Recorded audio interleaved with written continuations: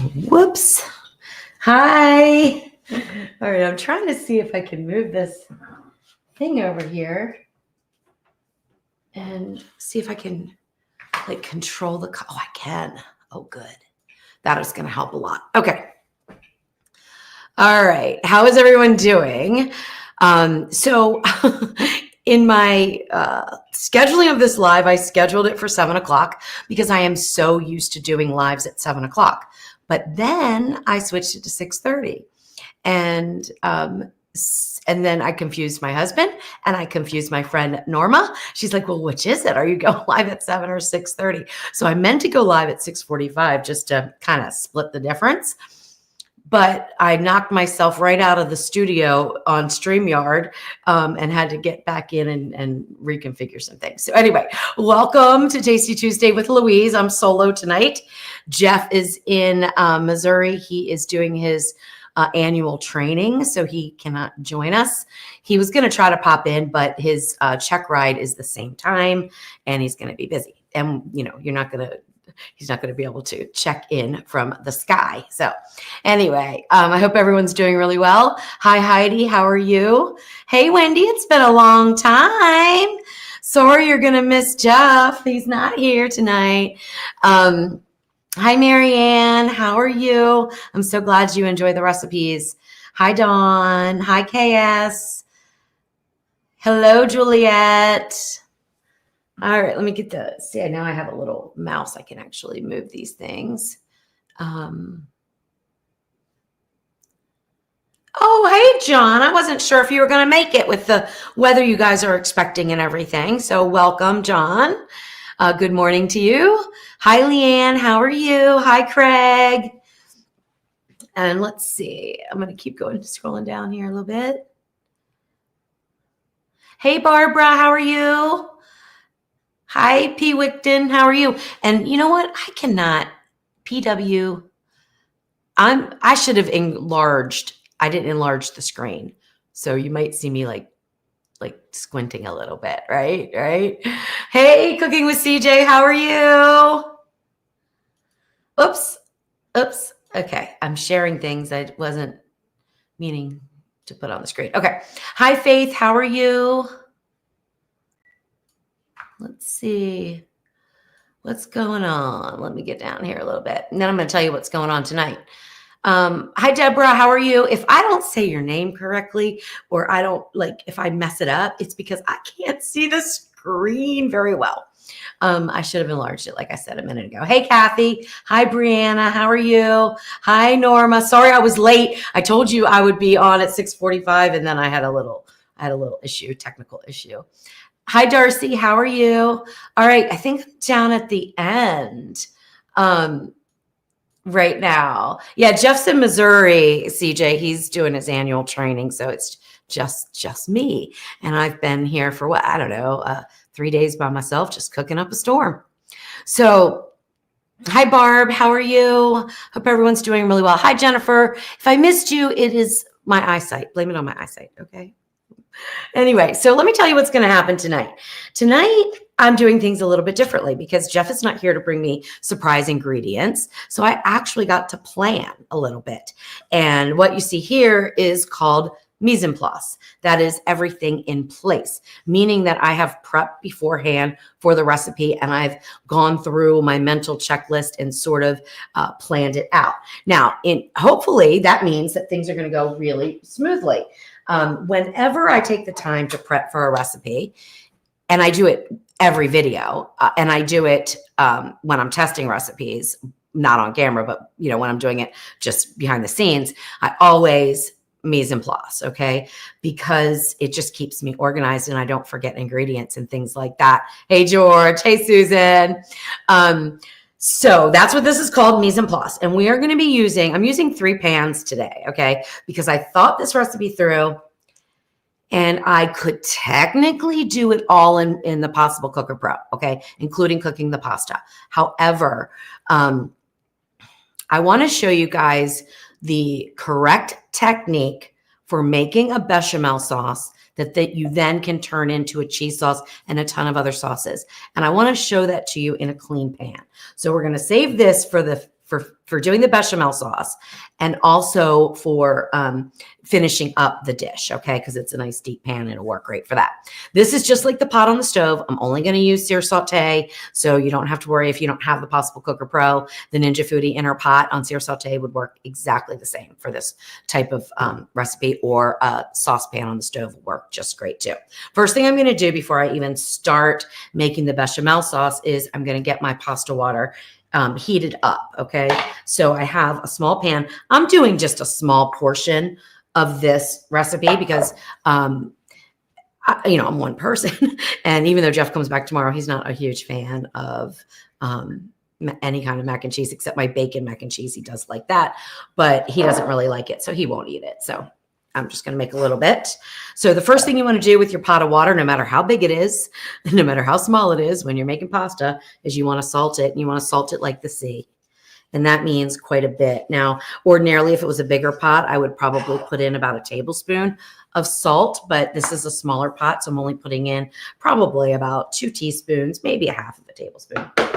And I'm going to get that on and boiling. I have 4 ounces of my rigatoni, which I'm using. You could use penne, you could use rigatoni, you could use any pasta shape. The little squirrely ones are really nice. I mean, any pasta shape, it doesn't matter. But with this type of a mac and cheese, I wouldn't use elbows just because I don't think they're going to hold on to the sauce. And then the shrimp is going to be so much bigger than the elbows. It kind of doesn't lend itself to the traditional elbow mac and cheese. So use something a little bit bigger, like penne or rigatoni would work great. All right, so I'll set this over to the side. Now I've got my cheeses here, which I haven't grated yet. I'm going to just grate them as we're making the bechamel sauce. I have 4 ounces of smoked Gouda, or you could use smoked Gruyere. This I smoked on the wood fire, and I tasted a little bit of it. It is amazing. And I smoked it, oh gosh, like probably a year and a half ago. And I let it sit in the refrigerator for 2 weeks. Then I packaged it up and I kept it in the freezer. And I took it out today and thawed it, and it's great. Just like I just made it. So it's, well, actually not just like you just made it. Like I just made it and let it sit for 2 weeks. It's really, really good. And then I have 2 ounces of a white cheddar, and I have 2 ounces of Parmesan cheese. Okay. Those are the cheeses that I'm choosing for my shrimp macaroni and cheese. And this recipe came about, gosh, probably in 2015 when I was living in Maryland, and I was just I really wanted some macaroni and cheese, and I didn't have a whole lot in the house. And I was just like, what do I have? And I had some crab meat, and I thought, well, let me give that a try. I'll make a crabby mac and cheese. And it turned out amazing. It was so delicious. But here in Tennessee and Mississippi, we don't get good crab meat at all. So I'm switching it up to shrimp, which the shrimp are thawed, deveined, and they're in the refrigerator. And I'll bring them out in a little bit. So my pasta water is going. It's got the salt in it. And that's for the roux, which I'll go over in just a minute. And then I have some vegetables. And I have a pan here with about a tablespoon or 2 of olive oil. And I'm going to get that heated on the stove here.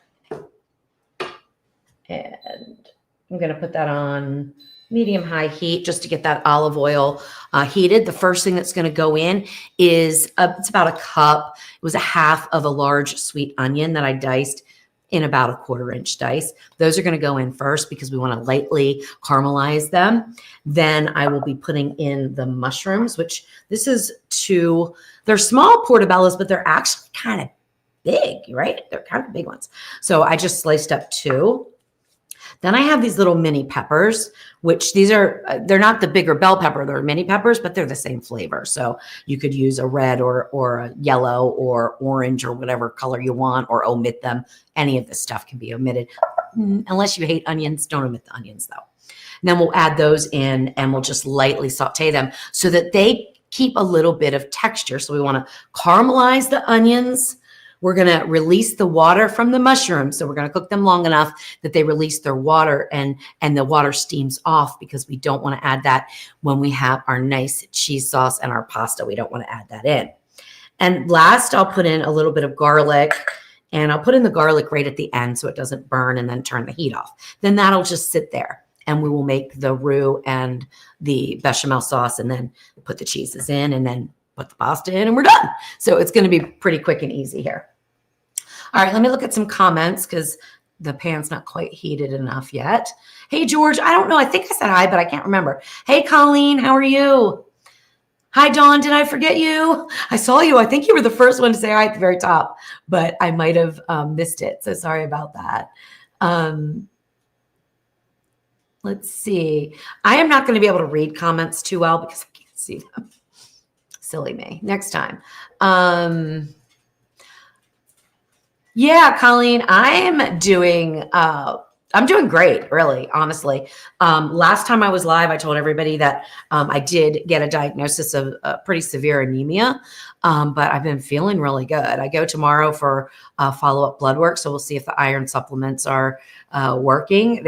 I feel like they are, but I don't know. So we'll see. It hasn't really been that long. I think, maybe a month, if that.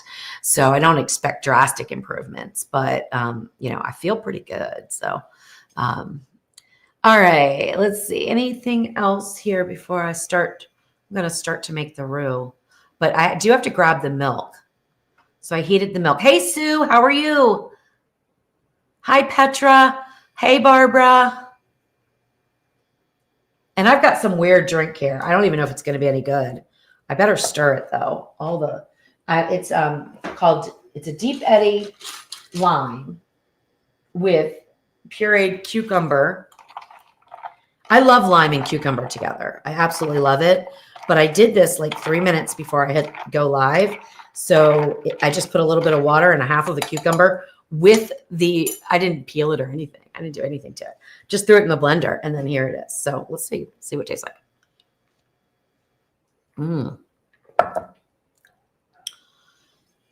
It's good. Okay. I would say for me, I would like it a little sweeter. So I would probably sweeten it with something, but I'm not gonna worry about that. All right, let's see. Make sure I have my little spoons. Use that for that. Use this for this. All right, I think we're going to put the onions in now. You're not going to be able to see over here. If Jeff was here, you can kind of just see a little bit, right? But not too much. But it's nothing special. I'm just sauteing onions. And let me go grab that milk, and we'll get the Possible Cooker Pro going. Turn it on. I will stay on high for now. Oh, no, wrong thing. That's sear saute. All right, so now it's going to preheat for the sear saute. Then I'll add the butter and the flour. Now I've got something funny to tell you guys. Believe it or not, this is hilarious. It reminds me of when I first started doing sourdough starters, right? And I was like, you hear equal parts flour, water, equal parts flour, water, equal parts flour, water. Well, I failed and failed and failed and failed. And I'm going back into my early 20s. Failed and failed and failed and failed and failed. I was like, why? Why am I failing? Well, equal parts is true enough if you are weighing things. I don't weigh anything. So I'm putting in, more, I guess it would be, let's see, would it be more flour than water or more water than flour? Probably more water than flour. Anyway, and that's why I was failing. Now, I make roux all the time, and I always say equal parts flour and butter and flour, equal parts butter and flour for your roux, if you're making a butter roux. Well, I happened to run across this article that was talking about roux, and it said equal parts, but by weight. I'm like, all my recipes are wrong on my website now. Every single one of them that uses a roux, every single one of them are wrong. So yeah, we're never too old to learn. So I'm still not weighing anything because that's just not who I am. But I am using 1.5 tablespoons of butter. Actually, that's 2 tablespoons of butter, 1.5 tablespoons of flour. That's what I decided to do. And I'm not weighing, but I know what roux should look like. And I'm going to show you what this roux should look like. All right, the onions are starting to get a little bit of color. So I'm going to add in the mushrooms. I'll never forget when I was reading a cookbook by Julia Childs. One of the main things that she told me was don't crowd your mushrooms. And I thought, well, how interesting is that? I've always dumped all my mushrooms in and let them sweat and, let they release all their juices. But she says, no, don't do that. So now, if I can, I try to spread them out a little bit. They get a much nicer color and they have a much better texture. Not as important for this recipe as for some others, but still something I thought was really interesting. All right, so those are all in. The pasta water is steaming, but not boiling yet. So let's go ahead. Oh, let me grab the milk because we need that.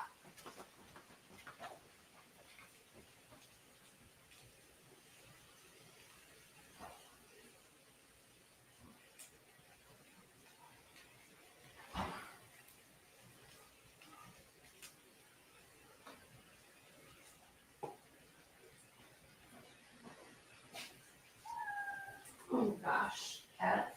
Okay.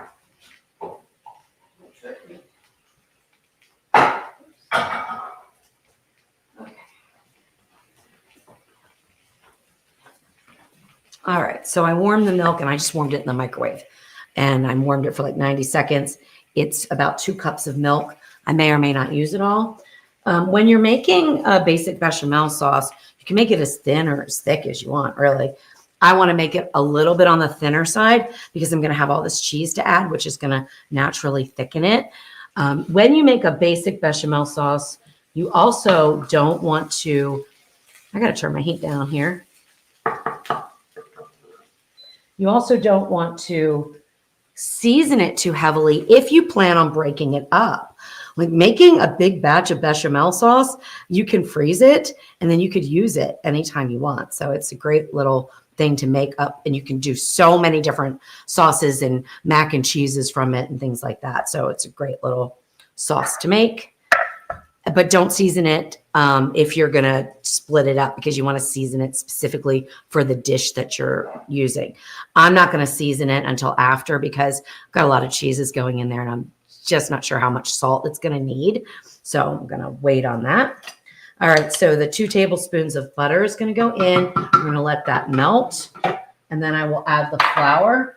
The reason why I warm the milk is so that it incorporates a little bit easier. It's not necessary. You don't absolutely have to do that. But if you put in cold milk to the roux, you can get some lumps, and you just have to work a little bit harder to get this beautiful cream sauce. And that's basically what it is, just a basic cream sauce. All right, let's see. I'm almost done here. Just need those mushrooms to cook a little bit more.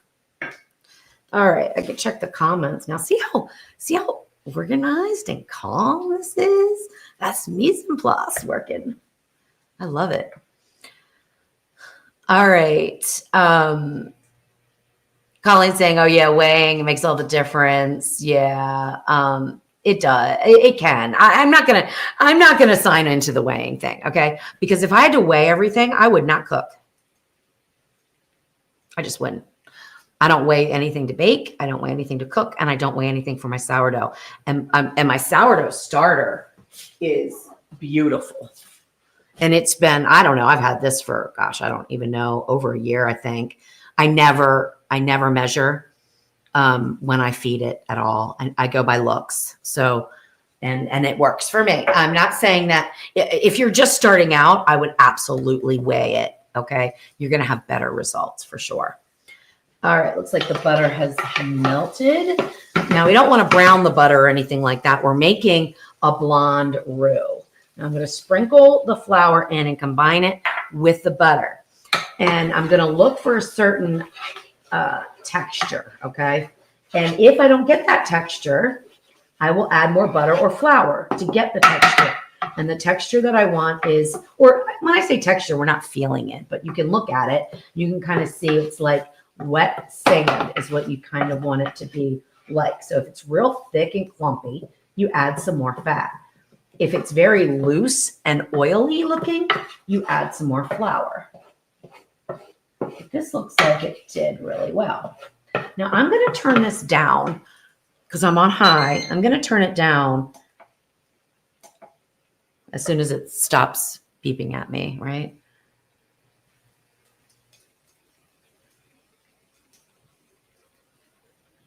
And we wait. And we wait. Come on. Why are you taking so long? I want to change my temperature. All right, well, I can't change my temperature right now, so stir, stir, stir. That, to me, is a little annoying. Why isn't, there it goes. Okay. Now I want to go down to low because I don't want to burn this. I don't want to brown it. It's not that type of roux. If you were making a gumbo or something, you would take it to a really dark roux, but we're making a white sauce. So we want it to be blonde, but you do have to cook it. So you want to cook it for, I would say at least 2 to 3 minutes. That's going to cook the flour taste out. Otherwise, you can tell in your sauce if you don't cook your roux long enough. And keep it moving around, especially when I'm making a small amount of roux in a large diameter pot. If I wasn't using the Possible Cooker Pro, I would be using something smaller so that it didn't have so much surface area, right, to brown. And that would make it a little bit easier. But this was set up. The camera above it was set up, so I didn't want to mess anything up. And I can start to smell it like, it goes from smelling like flour to smelling a little bit more like baked cookies. I know that sounds kind of funny. And that's when I know it's time to start adding some liquid. I can also see it starting to darken just a tad, like going from that white color to more like a light tan.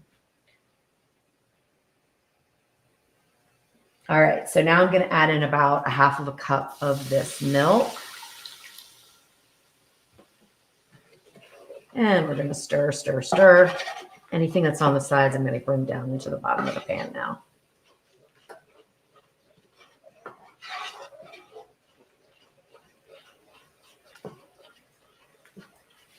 So incorporate all of the milk. I'm going to add a little bit more. Well, I'm going to add all of it eventually, but I want to get most of any lumps that I see out right now. Now we're looking like mashed potatoes, like a really loose mashed potato, but I don't see any lumps, and that's good. Okay. Now, if I end up needing more milk, I'll just have to grab some. But I started with 2 cups, just so you know. And we just keep stirring. All right, let me stir my vegetables, and then we are just about done with those. All right, the mushrooms are starting to brown. So now I'm going to put in my little mini peppers.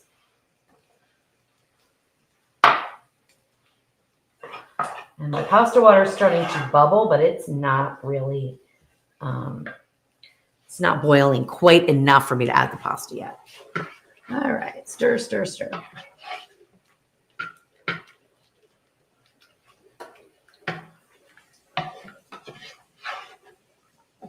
I could whisk too. That might actually be a better tool to use. Excuse me.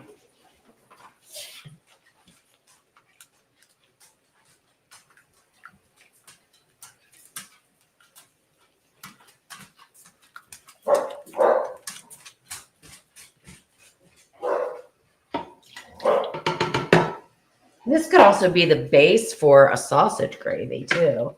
So if you love sausage gravy, you can make this basic bechamel sauce and then freeze it and then make your sausage and then pour this in and season it up. And then you'd have some nice sausage gravy.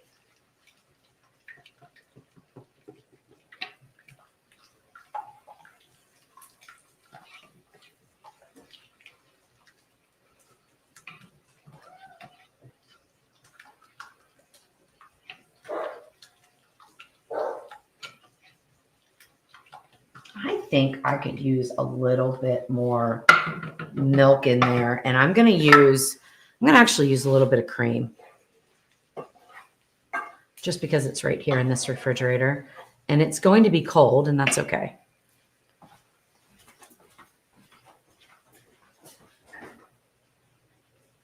Actually, I have some half and half. Let me use that instead. That won't be quite as rich. So I'm going to put in about another half of a cup. So now I added 2.5 cups of a milk product. 2 cups of just whole milk. Now we're going to keep whisking until it becomes really super velvety. And then we're going to start adding in our cheese, which I have to grate. So I think at this point I'm going to turn this off just so it doesn't overcook. Yeah, pretty good consistency right now. All right, let me dump in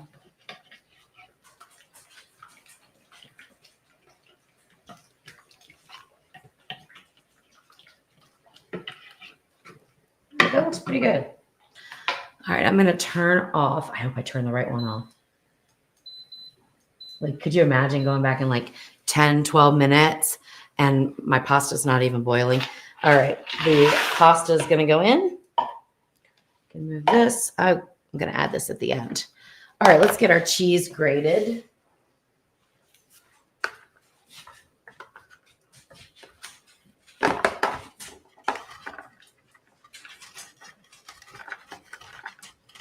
Looks a little crumbly. I hope this works out well, doesn't it? I love Gouda. You can also do this with Gruyere. I think I said that at the beginning. I hope this rind that's smoked kind of melts enough. It's going to be an interesting color. Look at the color of the cheese. It's kind of interesting, isn't it? All right, now I'm going to sprinkle this over the top. And I believe this would be, once you add the cheese, go from a bechamel to a Mornay sauce. All right. Next, cheddar. Let's move this around.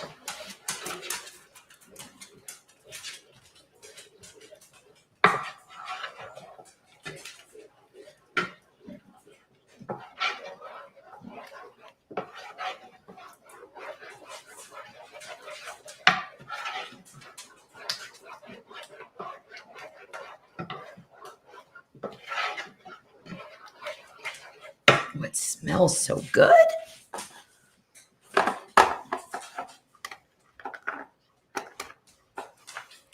Hi, Terry. How are you?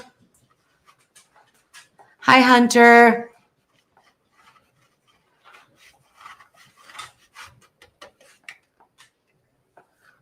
All right, white cheddar. Now, I might have too much cheese sauce here for the amount of pasta, and that's okay. That's all right. I can always just mix it up in a little smaller dish if I want to. Or make it extra saucy, and then, and I'm using the wrong side for the Parmesan, but it doesn't matter really, especially for this recipe.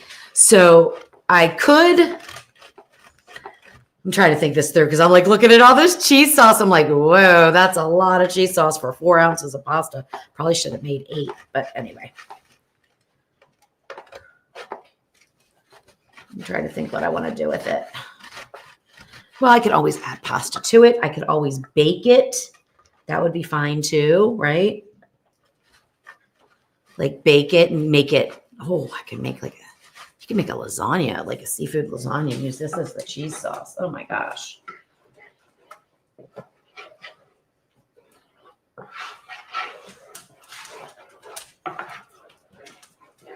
All right, this looks so good. All right, I'm going to dump the vegetables in. Oh, you know what? I can also thin it if I need to with the pasta water. I'm going to add these vegetables in now. I'm going to do it this way so I don't spill them all over the place. And once I get the vegetables in, you know what I did not do that I always do, and I didn't do it this time? I did not season my vegetables. And I always season my vegetables, so I don't really know what I was thinking.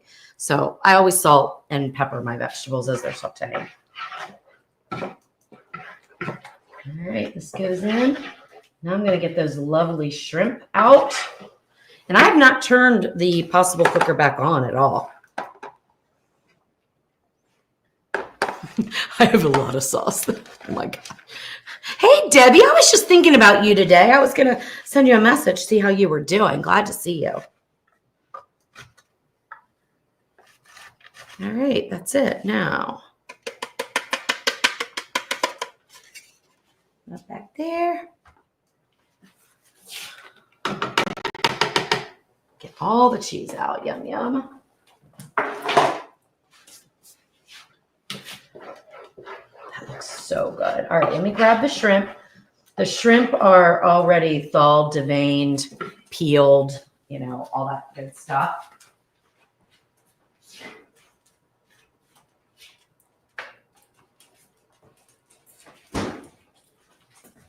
And I think they were 20 to 25 count per pound. And the other thing I want to say is 6 ounces. Sorry, that's what I wanted to say. It's 6 ounces of shrimp. And that'll be fine for my 4 ounces of pasta and my like 10 pounds of sauce here that I have. All right, we'll put those in. That'll give the shrimp time to cook. Oh my gosh, this looks so good. All right, once they cook for just a few minutes, then I will give it a little taste. We'll season it up. Our pasta will be done. I'm going to add my tomato, so I'll go ahead and chop that up now. And I can look at some comments because this is going so smoothly.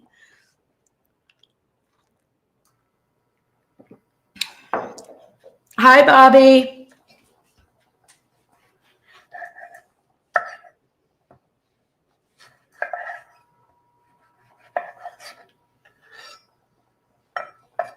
The tomato, I don't even know why I added it in the original recipe.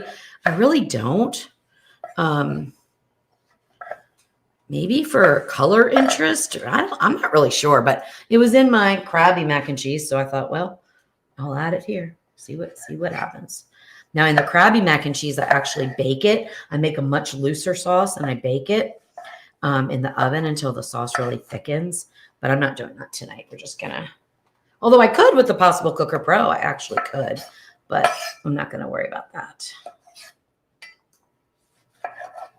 And this is a vine ripened tomato. Tomatoes on the vine. It's not homegrown, but they're really good. My nose is itching. I hate that. My knife is a little dull too, I can tell. All right, let's see how this pasta's doing. I really should have added in the other. I have 4 ounces over there because originally I was going to do 8. I really should have added it because I don't think it's going to look like I got a tiny bit, 2 bites of pasta and 5 pounds of sauce. But that's okay. All right, there we go. Now once the pasta water goes in and the pasta goes in, it will thin out a little bit. It's really thick right now. And I'm going to taste it in just a second. Just want to check those shrimp there. Put those down. I wonder if I should put the heat on a little bit. I don't want to, though, really. I could have put a lid on it. That would have trapped in some heat. But I guess let's go ahead and go down to low. Oh, wrong thing. See, every time you turn this thing off, you got to go to the right thing here. You got to turn it. Or I would have been slow cooking. Although I could have slow cooked too. I could have done that. That would have really been some gentle heat on low. All right, let's get this cleaned up and wait for our pasta. That's all we're waiting on. And it looks like it's got about, I don't know, 2 more minutes maybe. And then dinner's done. So it's, oh my gosh, it's not even 7:30. So look how fast that is. That's a fast dinner. And it looks so good. Except it's a little thick right now.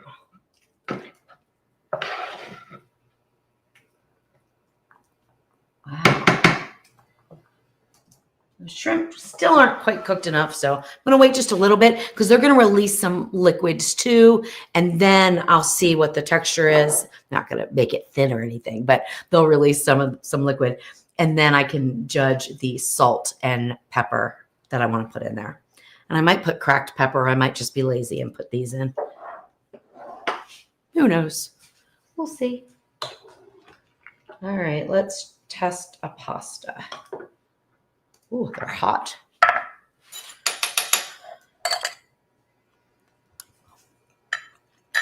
Yeah, about 2 more minutes.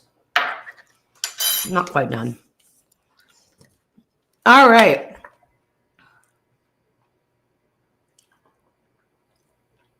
Hi, the crafty. Is it Holo or Halo? I'm sorry, I cannot see the screen that well.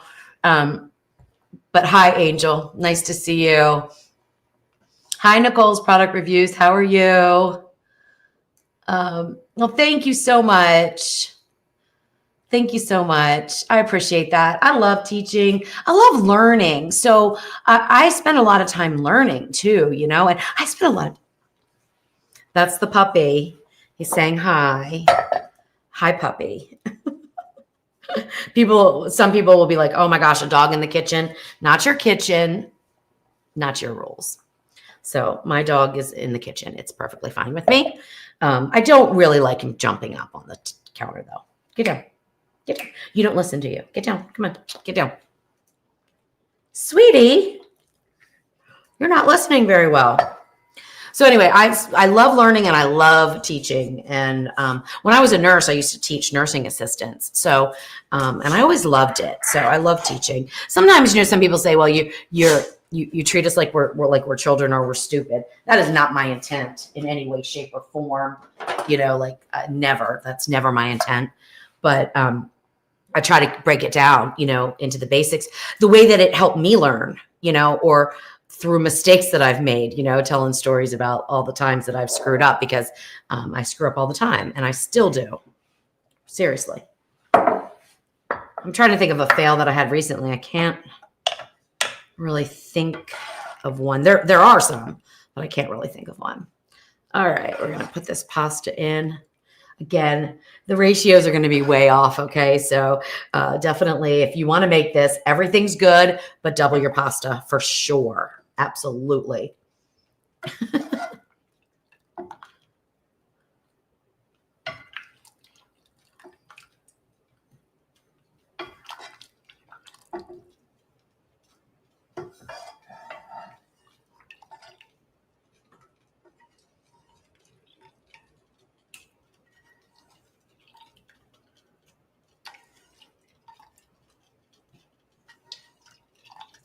All right, now let's get that moved around. Oops, wrong one. Let's get this moved around a little bit. And that loosened it up quite a bit, actually, just that little bit. I didn't even add any like pasta water, you know, like just what was like clinging to the pasta. Oh my gosh, that looks amazing. Wow. Wow, that looks good. All right, the shrimp are still not quite done, but they will cook pretty quickly by the residual heat. So I'm going to go ahead and give a taste of this and see what seasoning we need. Because remember, we don't have any salt or any pepper. We don't have any seasoning in there whatsoever. Nothing. But we have the salt from the cheese for sure. All right, let's see. Oh my goodness, that's good. Wow. I mean, it does need a little bit of salt, but marginally, really. So probably I'm going to do about a half of a teaspoon and just put it over the top there. And then I'm going to put a little bit of pepper. You could put red pepper flakes in here if you wanted it a little bit spicy. It is cheesy. It is, oh my gosh, but it tastes like, I don't know, elevated, if you will. It doesn't taste like just your run-of-the-mill mac and cheese. This is like, wow. Oh my goodness. I really want those shrimp to cook. That is very important. So I think what I'm going to do is, and they're taking longer than I expected. And the reason is because the sauce is very thick. And so the thicker the sauce, the less heat is going directly to the shrimp. So it just takes longer. I mean, they will cook. But what I'm going to do is, oh my gosh, I want to eat it. That's what I want to do. But I'm going to put a lid on this and just let it sit there a little bit. And then we can kind of, I'll get the garnishes ready. And then we'll be ready to eat. And let me grab a bowl too while I'm over here. And a fork. And what else was I looking for? Something else, right? Oh, the lid. The lid for the possible cooker. Where is the lid for the possible cooker pro? You know it's right in front of me, but I can't seem to locate it right this second. Oh my goodness, where is it? Well, it's probably buried under. Oh, there it is. Yes. All right. Now the thing. So if you wondering what that beep is, this thing preheats and it takes forever to preheat, really. So it was still hot from cooking before, so I didn't wait for it to preheat to do anything. I didn't need to. Oh my gosh! Guess what I forgot to do? I forgot to just put in the garlic. Oh my gosh. Okay, we can't put in raw garlic though. We can't put in raw garlic. We can't. So I'm going to dump this out. And I'm going to saute this garlic. And I'm going to saute it in just a little bit of butter. And we're going to add it because I do think sometimes I might say, oh, I'll just skip it. But after I just tasted it, I do think it needs the garlic. So. But don't add raw garlic because it would be horrible. All right, there we go. So we'll let that go, and then we'll put the. So I say the mise en place keeps you from forgetting things. Well, not entirely. You still have to like constantly scan and look around, see what bowls you have left. And that one just was sitting like, I think it was sitting like right in front of me, and I just totally missed it. All right, let's see. We won't need any of these anymore. So put that over there.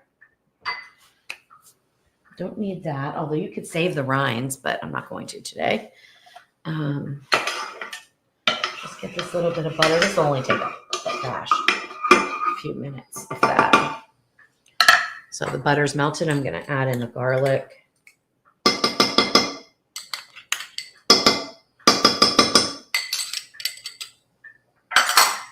And just move that around the pan.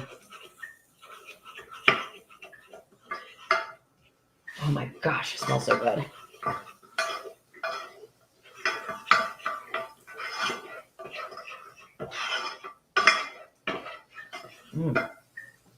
You can kind of smell the garlic and the difference in the way it smells when it's kind of raw and then as it starts to cook a little bit because it's real pungent raw. And because we're not cooking this, I don't think it would be good. I mean, if you want to add in raw garlic, go ahead. It's fine. It's not going to hurt you, but I think the flavor would just be a little off. Okay. This is like the easiest thing I think I've made in a long time. Hi, Jane. How are you? Okay.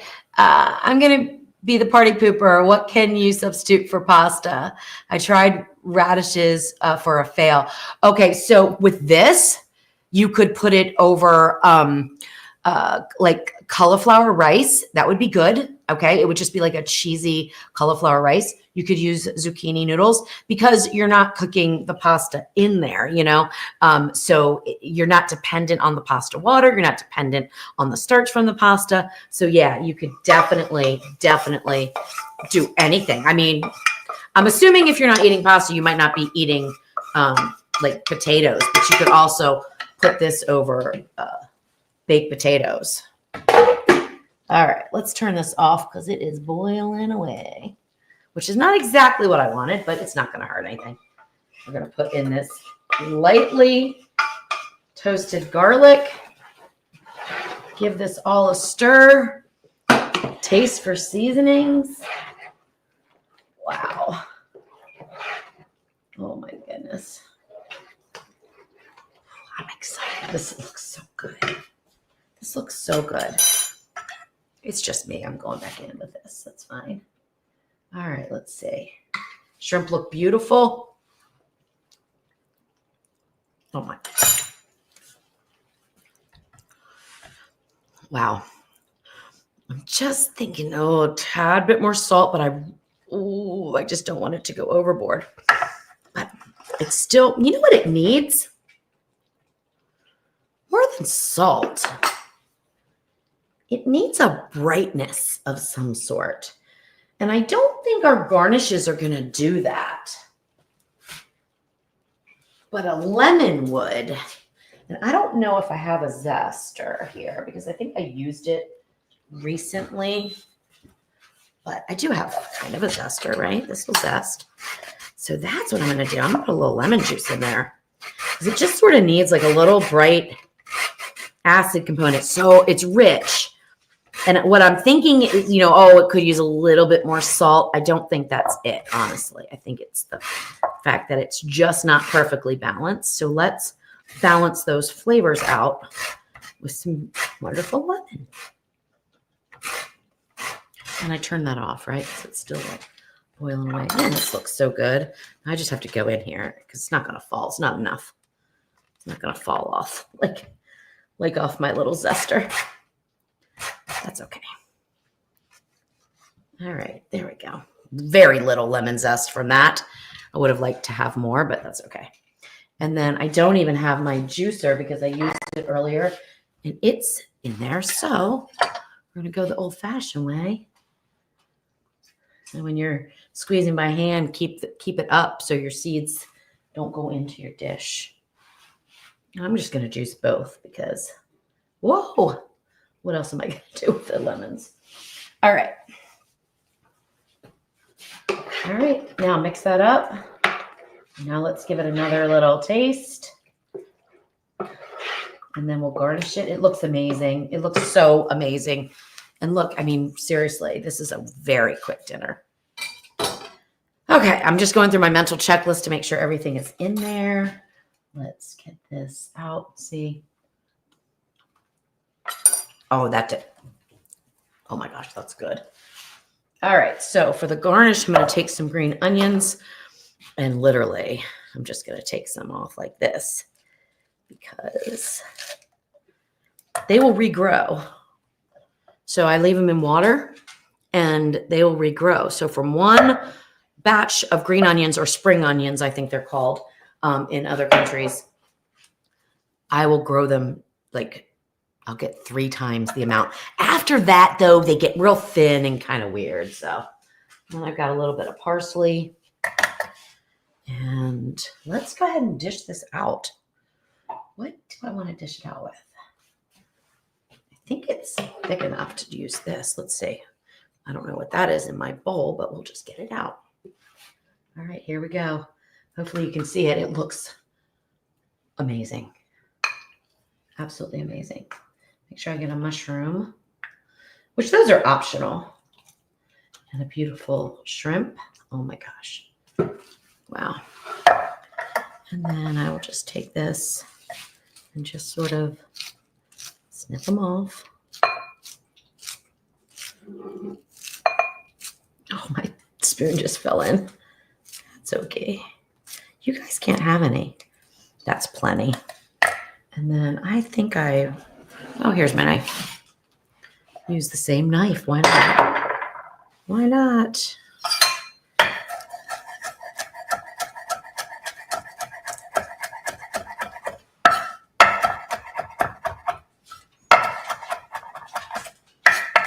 The parsley will also add some freshness, but you know, I'm not a huge fan of parsley, of the flavor of it. So I'm not going to use a whole bunch. All right, there we go. Our mac and cheese, shrimp mac and cheese is done. Let's give it a taste and then check some comments, see if anybody has any questions for me.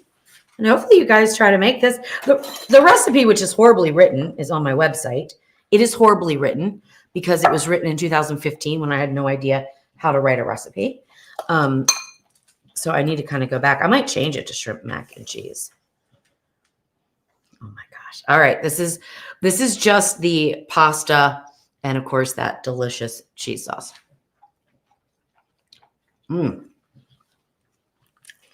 Wow. Wow. That is so good.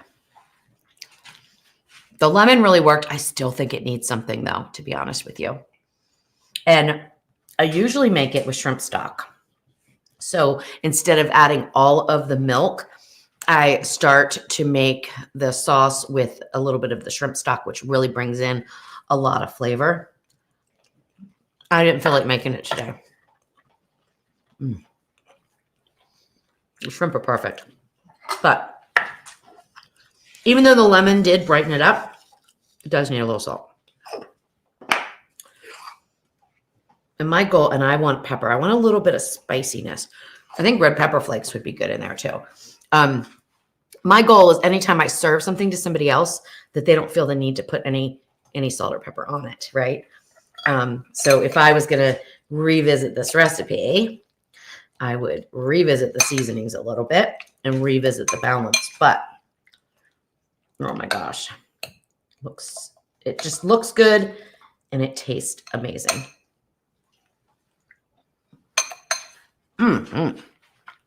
That did it. That's good. That's really good. Oh my gosh.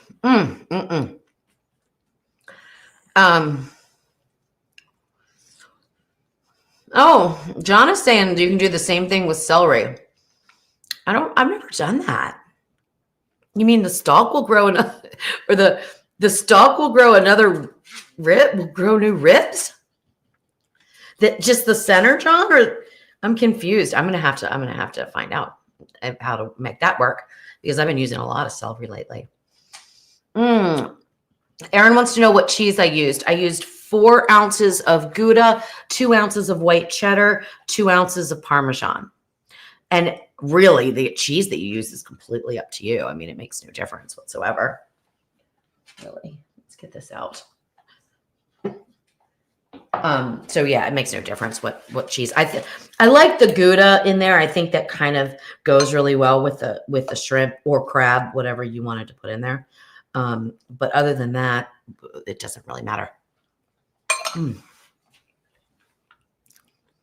This is so good.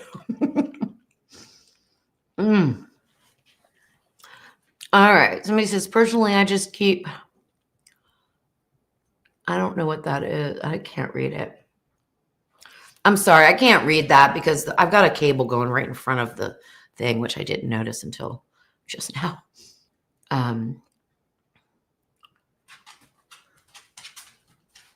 For longer, sure. I can't read it. I'm sorry, LC87. I just can't read that comment.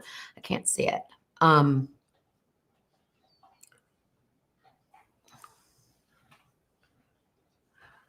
Yeah, Marianne, I think red pepper flakes would be really good in this. I really do. Give a little bit of spice. Because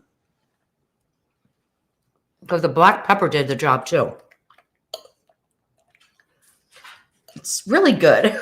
I've got to say, it's very good. Now, these kind of sauces don't always heat up real well, but this one should do fine. I would add a little bit more milk to it when I go to heat it up. Or if I boil more pasta, because I could definitely add more pasta to that. If I boil more pasta, I would add some of the pasta water and kind of thin it out, and that'll re-creamify it, if that's a word.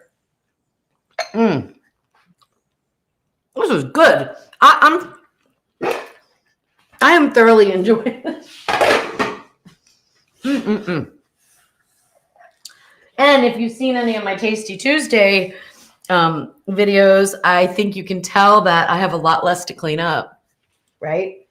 So, I mean, I got a couple pots, but they're going to be simple, but a lot less to clean up than usual because I prepared in advance, cut everything up, had it in little bowls. These bowls just go in the top of my dishwasher, so they don't bother me. I don't mind cleaning them up. But you wouldn't have to put everything in little bowls if you didn't want to. You could just set little piles of your different things right on your cutting board if you wanted to. Oh my goodness gracious. Now I'm tired. Let's see.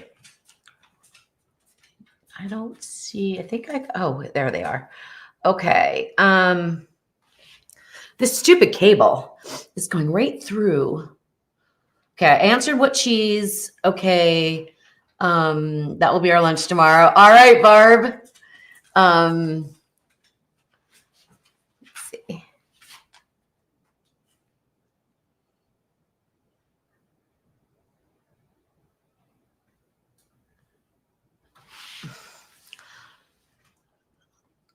Oh, you're talking about knives. Now I can see the comment. Okay, yeah.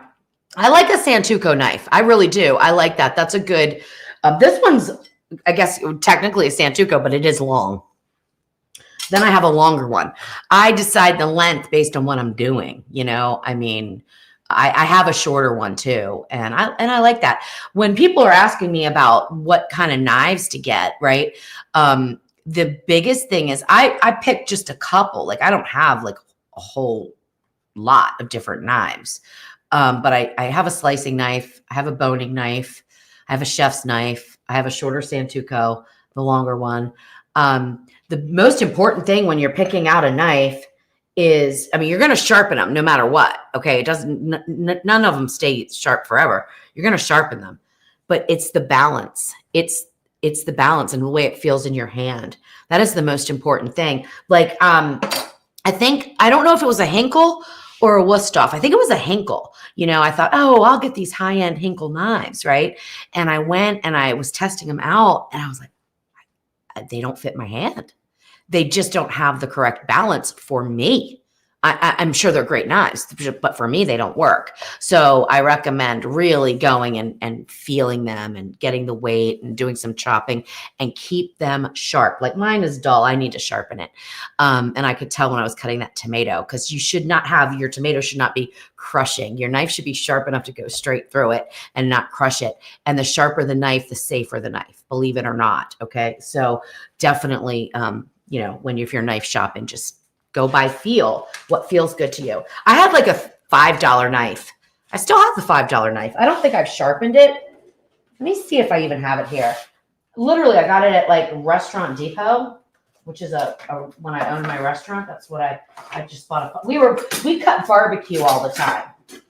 So you cut barbecue. Oh, this is a Wusthof, but it was a cheap one.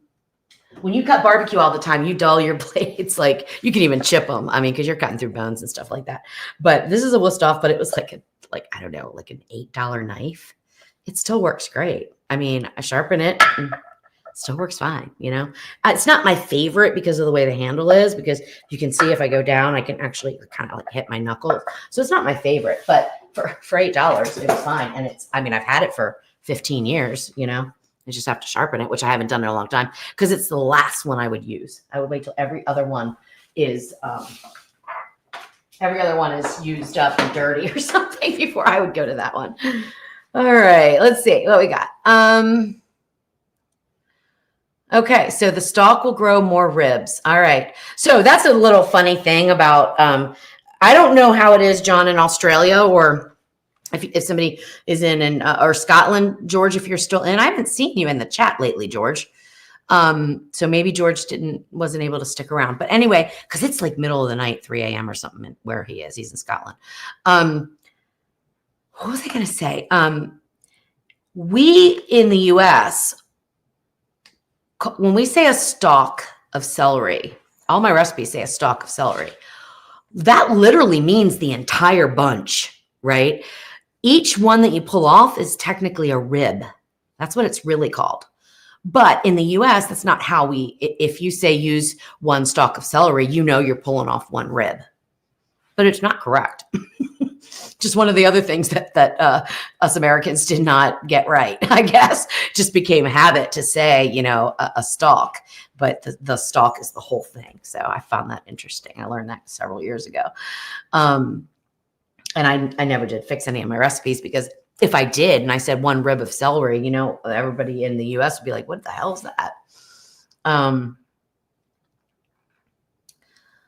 right, let's see. Chaos. I love it too.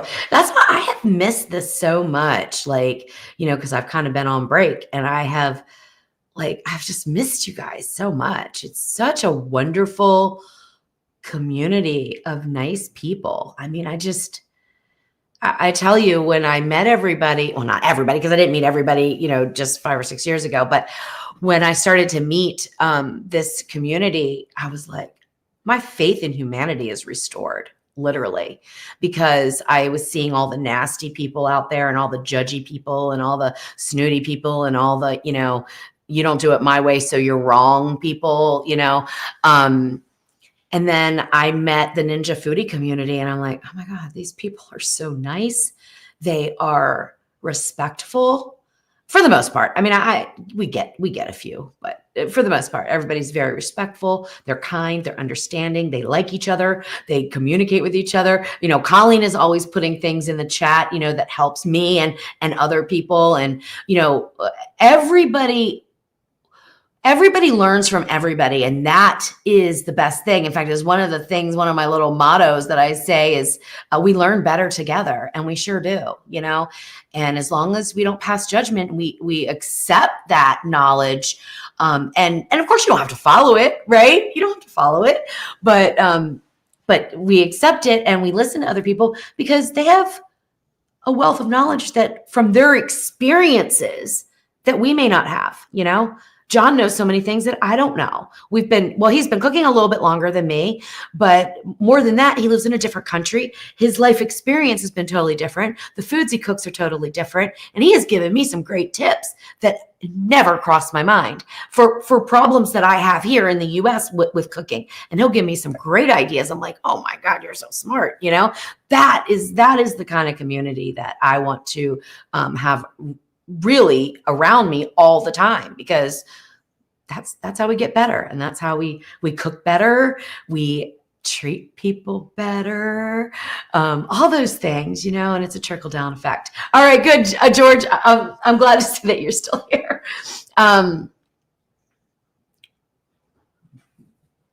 Okay, that's a good question. This is not as long as some chef's knives.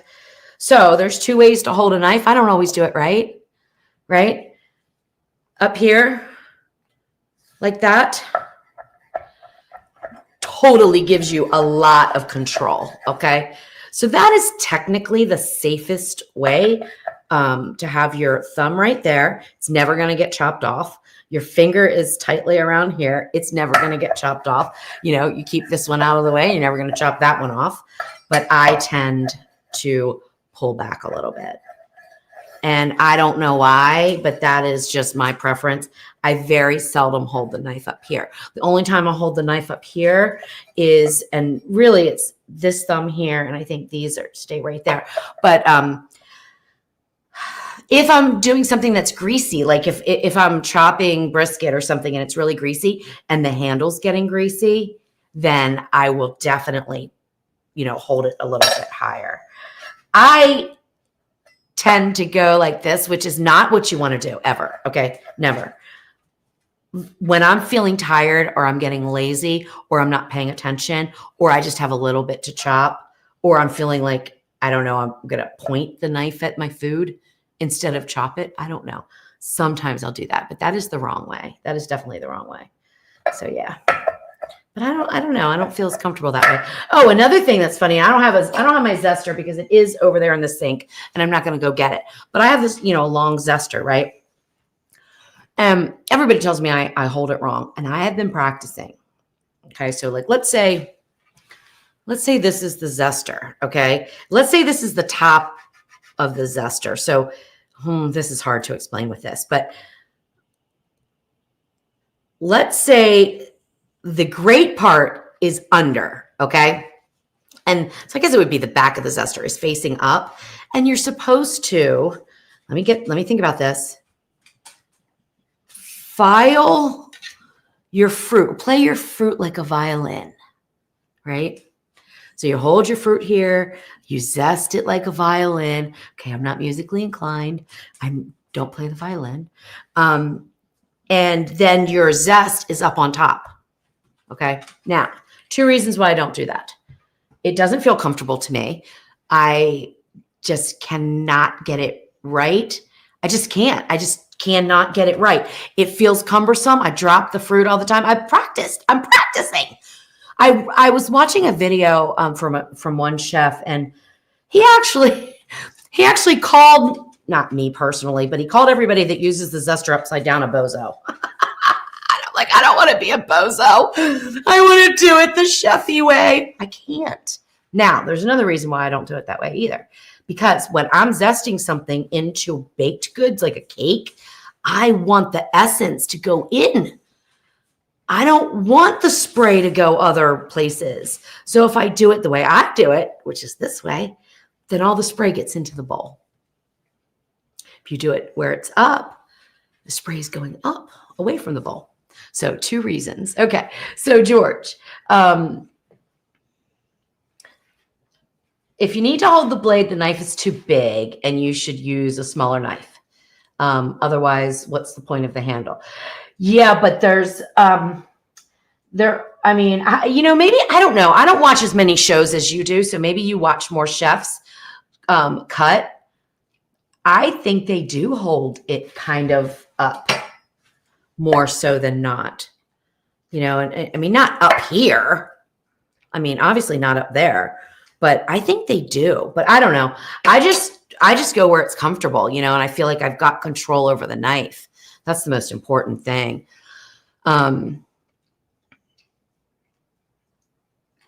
That's right, Marianne. Marianne says we are caring people and don't need to act out like someone, or don't need to act like someone we are not. Just simple. Yep. Mm-hmm.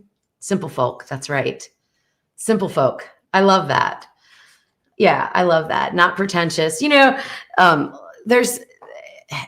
I watched a chef who, I know he was doing it as a way to earn money and to be comical.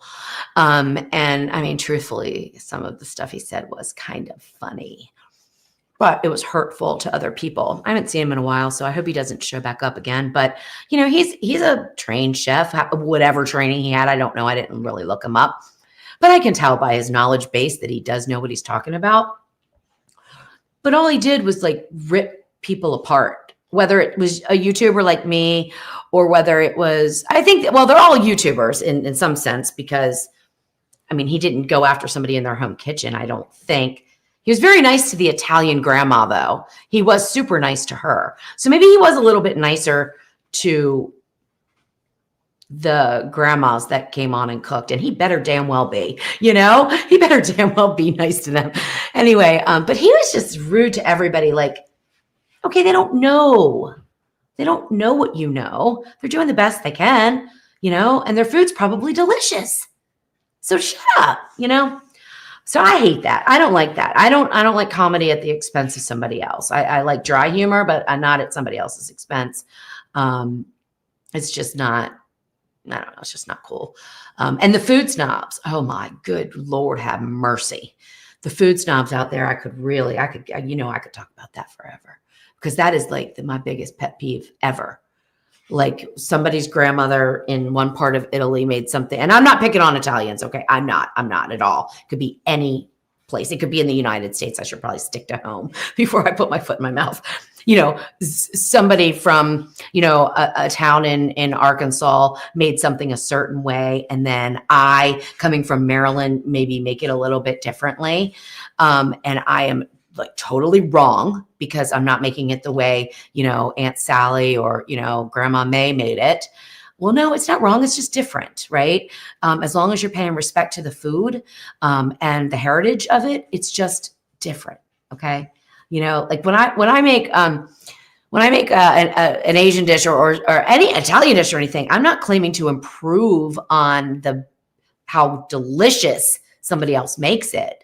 I'm just making my version of it, right? And hopefully being respectful in the process. But these food snobs out there, they're cancel culture too. I almost got canceled by the Cajuns when I first started. I almost did, because I didn't know that tomatoes didn't go in something named Cajun. So you don't have Cajun jambalaya with tomatoes. I didn't know that. I didn't know that. that it has to be then Creole if it has tomatoes in it. I didn't know that. So I put out my recipe, which is darn good. But the emails and the hate was bad from the Cajuns. Yeah, I was really in trouble. But I tried to make the best of it. I was like, oh, I'm so sorry. I did not know. I even researched it on the internet, and nothing that based on what I was searching, nothing said that. Or I wouldn't have done it, right? I wouldn't have put the tomatoes in it and called it Cajun. I wouldn't have done it. I don't know if I would have called it Creole jambalaya or if I would have just called it jambalaya. I mean, I didn't have to put Cajun jambalaya. I could have just said jambalaya, right? Anyway, so yeah, it's fun. It's fun out here in internet land, but I've got you guys, and that is the best thing of all. So I think we can wrap it up pretty much. I mean, I feel pretty good. I did this in an hour. It's like the shortest one ever, isn't it? Mise en place, my friends. Mise en place. That's what does it. All right. Sue, thank you for being here. Yeah, I'm hoping I'll know tomorrow morning, or tomorrow afternoon. I'll know how my numbers are for the anemia. So we'll see how it's going. But Jeff and I are working towards, trying to figure out how to do this without going back and really disrupting our work-life balance, which we didn't have any of. We had work, and we had work. So we're trying to figure out how to do it so we can be together. And I think it's going to boil down to probably, excuse me, I think he would be working this week. I don't remember. Now I don't even know. But I think what it's going to boil down to is us just taking the time to do a Tasty Tuesday here, even when we're at home. And when he's off, we'll just come here and do it and then go back home. Or stay the night and then go home in the morning. Anyway, and so I also wanted to tell you that I did make a recipe with your mangoes this year. I just haven't released it yet. And I don't even remember what it was. I told you, right? Mango barbecue sauce. Is that what it is? Oh my gosh. Last year I did a mango sauce that was not like, it could go on anything. It's so delicious. But I think it was the mango barbecue sauce. So anyway, all right, Larry, let me get to you. This is off the subject, but I just lost it. Let me scroll back down here. Okay.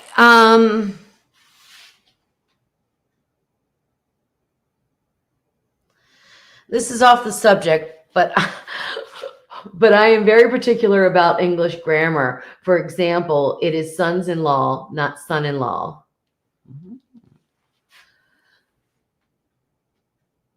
It is? I mean, that is so interesting, Larry. Sons-in-law. So I never knew that. I mean, I don't have a son-in-law or anything, so I don't really use that term, but that's interesting. I'll have to look that up. Yeah, Terry, that's what I was thinking. So sons-in-law, would it be sons-in-laws? I don't know. Sons-in-laws if it's more than one. So how's that work? Son-in-laws, son-in-law. I don't know. That's interesting. I did not know that.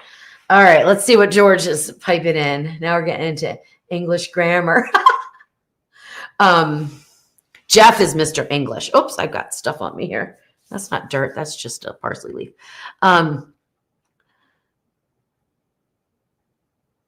Yeah, so the problem with English grammar is there's so many different variations. English, US, UK, yeah. So it can be a bit annoying, but not so much if you make allowances. I'm sure Larry's talking about when US English, when people say son-in-law and it's sons-in-law. I did not know that. I like to learn. That's really great. Australia. Yeah. Bye, KS. See you later. There was a funny thing that Jeff told me. I don't remember what it was though right now, but it was something English. And I thought, oh, that's really interesting. I've been saying it all wrong or spelling it all wrong or, putting in the wrong order in a sentence my whole life, basically. But Yeah, Craig. Yeah, I'm just sitting here. We're done. We're done. We're gonna say goodnight and everything. I'm just I found that interesting from Larry. So night, Craig. I'll see you soon. All right, let's see. Let me just get down to the bottom and then I will say goodnight to everybody and we'll close this out so nobody feels like they have to hang around. Good night, Leanne. Larry is right about in-laws. Oh, interesting. Sons-in-law. I'm getting on my computer, Larry, and I'm gonna check this out, right? You know it, right? Oh my gosh, how funny. In Australia, it's son-in-law, singular. Okay. What if you are referring to two? Would it be sons-in-laws or son-in-laws? Anyway. Hey, Darcy. Thank you so much. You have a great week too, and I'll see you next time, right? Um, Thank goodness for spell check. Oh, I can't stand spell check. Spell check messes me up. It messes me up. Sometimes it says the wrong words. Totally. Good night, Jane. Good night, Terry. Thanks so much. All right, guys, I think that's a wrap. We made some delicious mac and cheese. And look, it's very thick now. It's going to go into the refrigerator. But when you go to reheat it, you really need to heat it over low heat with some additional liquid of some sort. So, I might freeze this for the next time that Jeff's out of town and I want shrimp mac and cheese. All right, guys. Thank you so much, and I'll see you next time. Bye-bye.